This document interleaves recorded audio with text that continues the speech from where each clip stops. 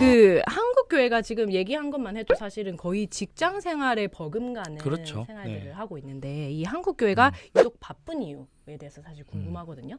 일단 한국 교회가 바쁜 이유는 예배가 많죠. 뭐 예배가 주일 많죠. 예배? 주일 예배도 사실 한 번으로 안 끝났죠. 한국은. 그럼요. 네, 한국에서는 아침에 대예배를 드리고요. 또 뭐 부서별로 또 모임해서 예배를 드리는 경우도 있고, 그리고 이제 저녁쯤에 해서 또 한번 저녁 예배 드리고. 그래서 주일만 해도 3번인데 그렇죠. 이제 새벽기도 6번 새벽기도는 있고, 매일매일. 네, 매일매일 있고, 그다음에 수요 예배, 네. 그다음 금요 기도회. 네. 뭐 그 정도가 일단은 기본 값이죠. 여기서 이제 좀 더 나가면 뭐 화요일이나 목요일쯤에 뭐 어머니 기도회 뭐 그런 거 있잖아요. 어머니 뭐, 기도회. 네, 여러 가지 아. 또 혹은 성경 공부라든지. 네. 그러니까 사실상 월요일 빼고는 거의 교회에 있는 것 같아요. 왜 한국 교회는 이렇게 예배가 많을까요? 사실은 다 좋은 이유에서 생겨났던 것 같아요. 하나씩 네. 한번 짚어주실 수 있나요? 특별히 선교사님들이 오셨을 때 네. 우리가 한 번 주일에 예배 드리는 것만으로는 부족하다 해가지고 음. 또 원래 한국이 가지고 있던 어떤 신앙의 형태들이 또 있었잖아요. 근데 이제 그런 것들이 같이 결합이 되면서 새벽 예배, 새벽 기도회가 탄생을 했고요. 그럼 수요 예배나 금요 예배 이런 것도 사실은 유래가 다 있는 네, 건가요? 다 비슷비슷해요. 수요 예배 같은 경우도 한 주의 중간 음. 수요일에 우리가 또 하나님의 말씀을 한 번 더 듣고 기도하기 위해서 중간에 자기 신앙을 한번 점검하기 위해서 그렇게 해서 모여서 이렇게 예배를 드렸던 게 시작이죠.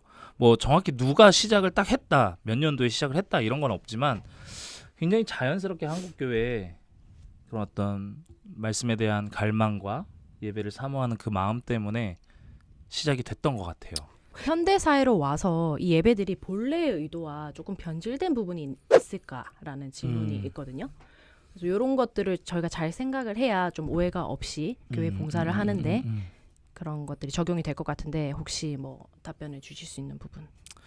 제일 중요한 거는 이 예배들이 이제는 기본적인 어떤 세팅으로 굳으면서 세팅으로. 하지 않으면 안 되는 느낌을 받게 되죠. 그러니까 더 나의 신앙을 잘 이렇게 관리하기 위해서 참석했던 것들이 이제는 참석하지 않으면 안 되는. 특별히 이제 뭐 교회 내에서 중직자 선출을 한다든지 이럴 때 뭐 우리가 겉으로 평가할 수 있는 부분은 진짜 그런 부분들밖에 없잖아요. 그렇죠. 어떻게 그 사람의 그 사람의 신앙을 하나님을 얼마나 사랑하는지를 우리가 속마음을 알 수는 없기 때문에 결국은 그런 것들이 어느 정도 평가 요소로 반영이 되죠. 여기서 이제 중요한 거는 말씀하셨듯이 이 정죄, 강요 이 부분이 사실은 조금 힘들게 하죠. 힘들어지는 부분이라서 그걸 정죄할 수 있는 권한은 사실은 누군가에 아무한테도 없죠. 없는 거죠. 네. 근데 사실 한국 교회가 조금 너무 슬픈 현실이지만 그걸 정죄하게 되고 그걸 판단의 이제 기준으로 삼는 거. 그게 약간은 좀 변질된 그렇죠. 부분들이 아닐까라는 생각을 하네요. 사실 율법은 하나님을 사랑하기 위한 방법인 것 같아요. 방법. 저는. 네. 그리고 하나님께서 우리에게 주신 너희가 나를 사랑하고 내 어떤 거룩함을 너희 역시 지켜라라고 하면서 우리에게 주신 것이지 그러니까 그렇게 하기 위한 어떤 일종의 가이드라인인데 해답은 아닌 거죠. 네. 해답이라기보단 네, 아무튼 가이드라인인데 어느 순간 그 본래 취지가 사라지고 네. 율법만 남은 거죠. 그게 이제 율법주의인 거죠. 그래서 그것을 했느냐 안 했느냐. 그러니까 우리가 연인 관계로 비교를 해봤을 때, 우리가 서로 사귀고 이제 우리가 서로 사랑하니까 하루에 3번씩 우리 꼭 전화하자. 그랬어요. 뭐 하루에 자기 전에 꼭 문자 보내자. 그거는 서로 사랑하니까 그 사랑을 더욱더 지속하기 위해서 하는 거잖아요. 근데 어느 순간 하다 보면 일처럼 되는 일처럼 거죠. 느껴지는 거죠. 못할 수도 있는 거죠. 그렇죠. 근데 그리고 그거가 마음 없이 하는 거죠. 기계적으로. 네.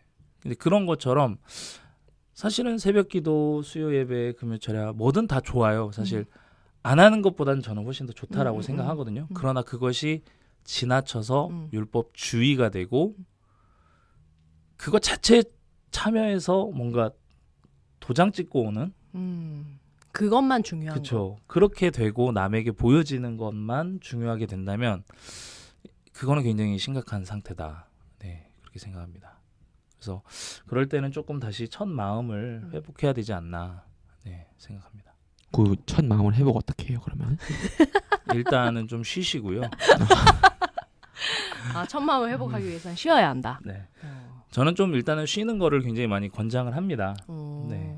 분명 힘들죠. 왜냐하면 그 사람이 맡고 있는 어떤 롤들이 있는데 그것을 내려놨을 때에 분명히 목회자로서는 그걸 또 메꾸기 위해 누군가를 또 이렇게 해야 되고 힘들지만 그러나 그 사람이 그걸로 인해서 회복되고 또 우리가 함께 섬길 수 있다면 그거를 위한 또 일종의 한 걸음 뒤로 물러나는 게 아닐까 그렇게 생각합니다. 말했을 때 이게 습관적인 게 아니라면 진짜 쉼은 필요한 것 같고 정말 더 나은 일을 위해서 또 그거를 계획하려면 충분히 필수적인 요소가 아닐까라는 생각은 하거든요. 우리가 모여서 기도하는 것도 중요하지만 개인적으로 자기의 자리에서 예배를 할 수 있도록 해주는 거는 어떨까요? 자기의 자리에서 예배를 삶의 한다. 자리에서 뭐 기도방 뭐 기도의 이런. 자리를 시간을 갖는 거. 이 새벽 6시랑 네. 10시 주일 예배, 아니, 공 예배를 그런 제가- 시간대를 떠나서 그러니까 아까는 장소적으로 모여야 한다라는 게 있으니까 사실 6시로 할 거냐 10시로 할 거냐 왜냐면 모이는 시간이 같아야 되잖아요. 네. 누구는 6시 왔는데 누구는 8시 오고 이럴 수는 없으니까 그런 게 아니라 각자의 삶의 자리에서 어떻게 보면 지금 태박교회가 하고 있는 거죠. 네. 하는 방식은 어떤가? 전 좋아요. 필요하다라고도 생각하고 사실은 혼자만의 그 기도의 시간은 정말 필요한 것 같아요. 좋은데? 좋은 것 같은데 근데 안 하게 될 것 같아요. 그치. 그게 포인트지. 그러면 그거를 소그룹이 함께 잡아주고 격려해 준다면? 그러면은 이제 좀 더 하게 되겠죠. 네. 우리 연약하니까. 정답을 말하는 거죠. 왜 제가 이런 얘기를 했냐면 앞전에 이제 제가 사역을 했을 때에 제가 이제 새벽기도도 일주일에 2번, 3번씩 항상 인도를 했거든요. 사실은 젊은 사람들은 거의 못 와요. 네. 젊은 사람들은 1명 아니면 2명? 거의 이제 나이 있으신 분들이 많이 오시는데 그렇게 하다가 코로나 때문에 저희가 새벽 예배를 현장에서 하지 못하고 이렇게 올린 적이 있어요. 영상을 만들어서. 온라인으로. 네. 온라인으로 뭐 같이 드리는 건 아닌데 목사님께서 말씀 찍으시고 녹화해서? 또 뭐, 이렇게 해가지고 전날 12시 정도 이제 올려놓는. 근데 그렇게 하니까 조회수가 막 200, 300 이러는 거예요. 그러면 그러니까 저희가 평소에 현장에서 예배 드렸을 때는 뭐 30명이 안 되는 숫자였는데 온라인으로 오히려 그렇게 더 하니까 많이. 그러면서 저는 그런 생각이 든 거죠.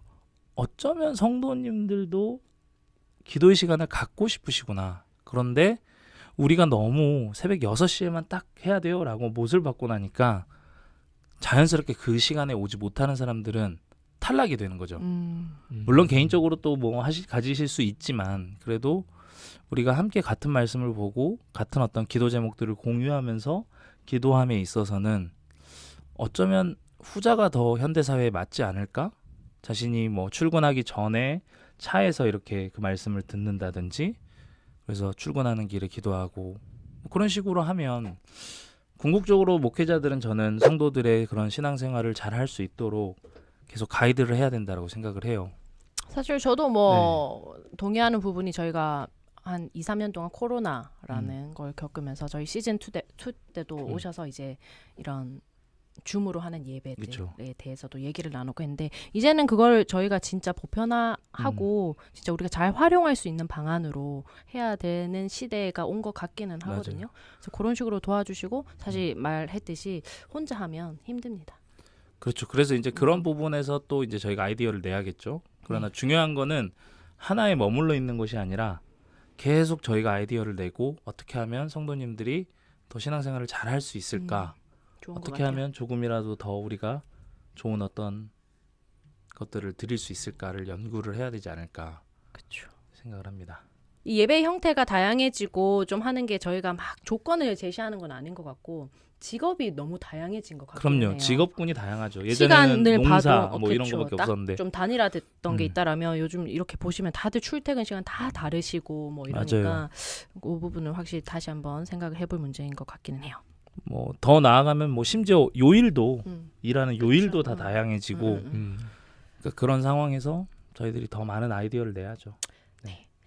일단은 말씀을 사모하고 기도의 자리, 예배의 자리를 사모하는 마음은 너무 귀한 것 같아요. 그거 자체는 분명히 하나님께서도 기뻐하실 거고 그것 자체는 문제가 되지 않아요. 그러나 그것이 잘못해서 율법이 되고 굳어져서 율법주의가 되거나 혹은 남을 판단하는 어떤 도구가 되거나 혹은 자신이 그것 때문에 어느 순간 기쁨이 사라지고 그냥 바쁨만 남아있다면 우리가 한번 돌아보면서 다시 한번 하나님 앞에서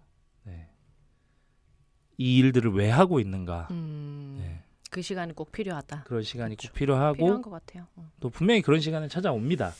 그렇습니다. 화이팅 하십시오. 그 바쁨 속에서도 음. 뭐 스트레스가 있고 힘든 것도 있지만 근데 결론은 그 기쁨이 찾아온다.